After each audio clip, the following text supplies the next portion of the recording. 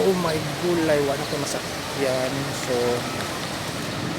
aon lang ano yung maglakaw ako padung Banawa here. The way here from Carbon. Let's find out.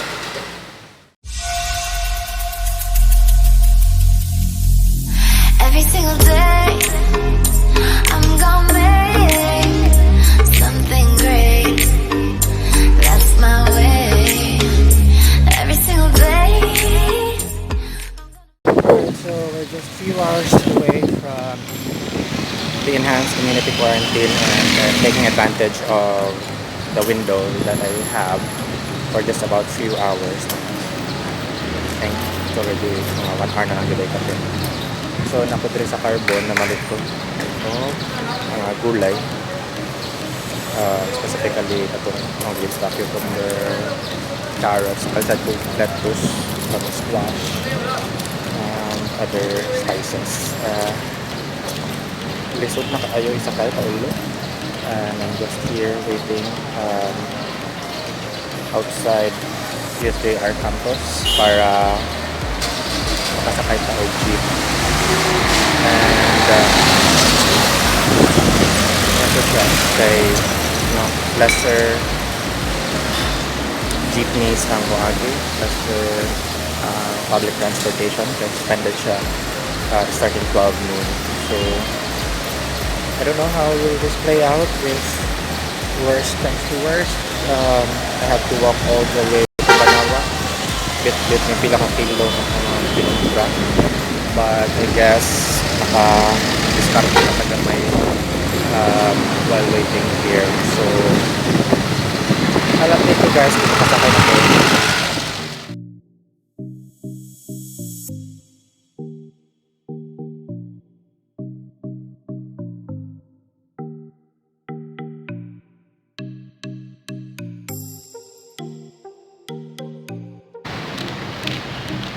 Thankfully, nakasakay ra gyud tag jeepney from Carbon, but ang jeep nga available is 06B, so tama na po diri sa Guadalupe Market. And check na ko if natakoy lain mapalit diri sa Guadalupe Market kay I think I'll try to track it na ay napay eggs na bilin. Kay sa Carbon purot na ang ilahang eggs. So I'll try to see if we can get one here, and after that paabot ta o jeepney na sa going to Banawa. So naon lang na to kay Kisawan. Check you out later.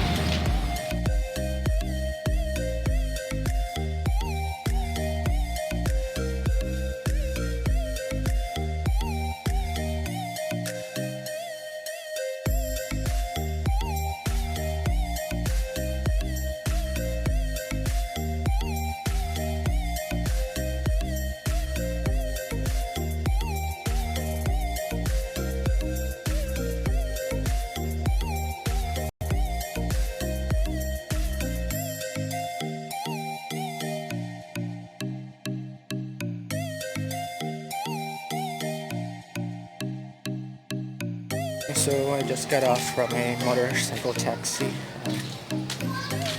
Padonas Balay, and maybe we'll unpack what's up on the today. I'll be right back.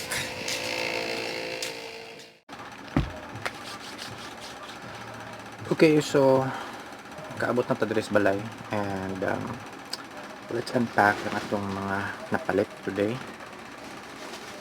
First, lettuce, almost 2 kilos ng lettuce.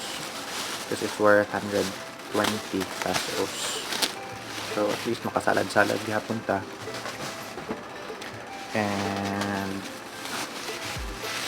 ito nga sa kalabasa, squash, one of my favorites. And as mentioned, carrots para sa atong salad, and pwede sa siya mga snacks. I also have, I think kani siya more than 1 kilo, but total of 100 pesos. Kaning kalabasa is about 65.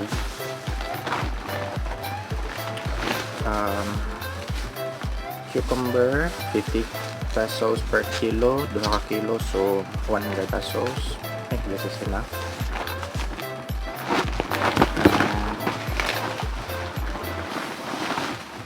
Spring onions, so kaning na roots pwede mo ni siya putlon, itanom, so tubo na siya diya, and lamit na siya i-sagol sa egg omelette. And lastly,